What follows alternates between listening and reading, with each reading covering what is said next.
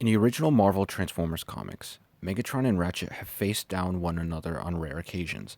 First in issues number 7 to 8, when they teamed up temporarily after Shockwave took command of the Decepticons. Despite meeting very infrequently, the second time they met, in issue number 56, would intertwine their fates and even cause them to suffer fates worse than death. Before this, Megatron disappeared in issue number 25, thought to be destroyed after he went insane and blew himself up with the Decepticon space bridge. Throughout issues number 56 to 59, Ratchet was tricked by the Sports Car Patrol Micromaster team into traveling to Cybertron. Megatron would force him to reactivate a post-underbase Starscream, turning him into a mindless pretender. The Micromaster Blackjack was ordered to blow up the Ark, with Megatron almost killing Ratchet, until he was ambushed by the Autobot pretenders, Jazz, Bumblebee, and Grimlock, allowing Ratchet to flee. Ratchet would then attempt to sacrifice his life by using the trans-time dimensional portal to bring the Ark's explosives to them, taking Megatron with him, and both were presumed destroyed. They both survived and were brought back from unspace to the Ark by the Autobot Nightbeat in issue number 69, only to reveal that both were horrifically fused together. In issue number 70, the Autobots argued whether they should kill the Fusion to spare Ratchet from his fate or try to save him.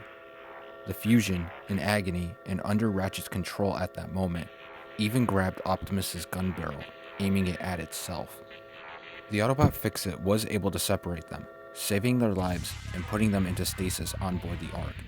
Until issue number 74, where Grimlock and the Dinobots used the power of Nucleon to revive fallen Autobots in stasis to prepare for Unicron's arrival.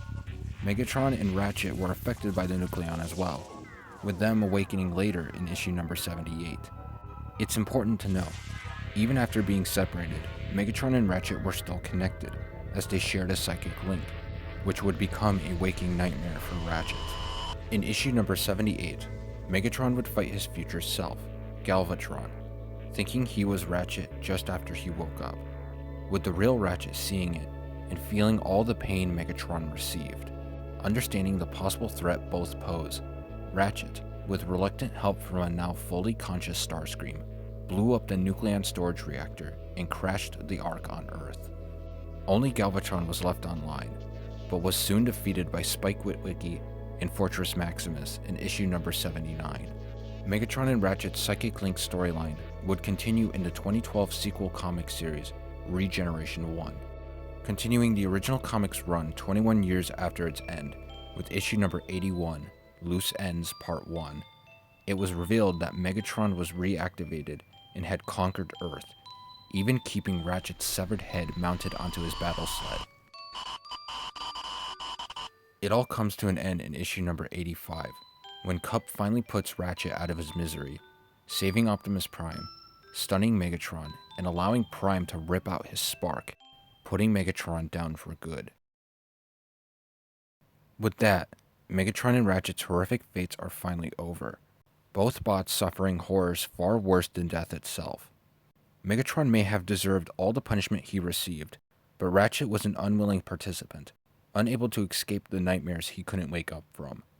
Despite how brutal his death was in the movie, it's safe to say movie Ratchet was the lucky one of the two, spared the horrors his comic counterpart had to face.